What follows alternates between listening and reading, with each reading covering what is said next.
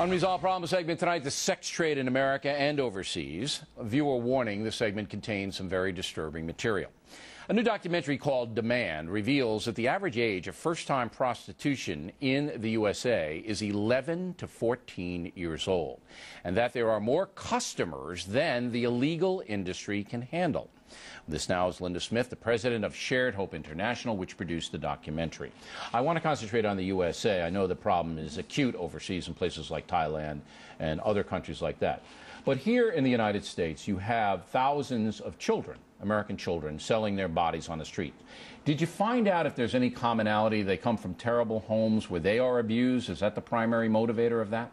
The vulnerable child is susceptible anywhere in the world, but the reality is that these children that we used to think would come out of the foster care system only are now being snatched, recruited online, and it's that 11 to 13-year-old little girl, and they say 14 in the report, but she's vulnerable. She's vulnerable to being recruited. So But why is she vulnerable? Because the family is so chaotic? Because she's abused? Did you zero in on why?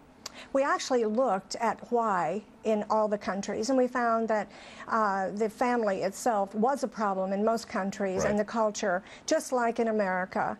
But the reality is I'm not blaming the kids, I'm not even blaming the family. I'm saying, you know what?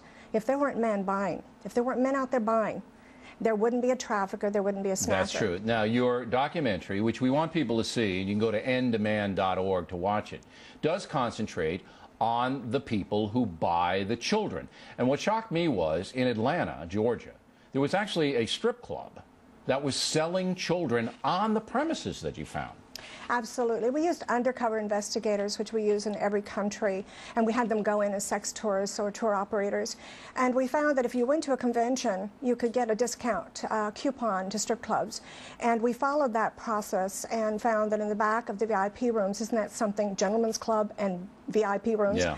We found girls. We tracked 4 of them. They were worked by 2 pimps, charged $400 a night. How for old them. were the girls? They were 14 to 17. So that's what really surprised me, because these people have to get liquor licenses and everything else, and you would think that they wouldn't be involved in underage prostitution. The other thing that was very interesting is in Las Vegas, what happens in Vegas stays in Vegas, had an enormous amount of, 150 minor sex trafficking victims, but no people who bought their services. It was pretty shocking. We went into the court cases to find out why there weren't any arrests, and we simply couldn't figure it out. There weren't any arrests, what there weren't any prosecutions. They used stings for adults, and simply there wasn't an answer. They are coming together in Las Vegas with but if you have 150 minors cases, all right, that are, the authorities know, are selling their bodies to adults, and you don't have one adult charged with child molestation, there's something wrong. If you go all over the United States, you'll find that most cities are that way. They are arresting the minor, charging her with prostitution. They do not check where she came from. She is a traffic victim, and by the way, those 153 children came from 28 states. 28 states, 60-some%. In Vegas. In Vegas. But all over the United States, you find a move from city to city. Right, because it's easier to get the kids than it is to get the Johns, I guess, the guys who buy the services. There seems to be an unspoken, don't arrest Why would they the do man. that? I just don't understand that. Do they consider 15-year-old girls adults?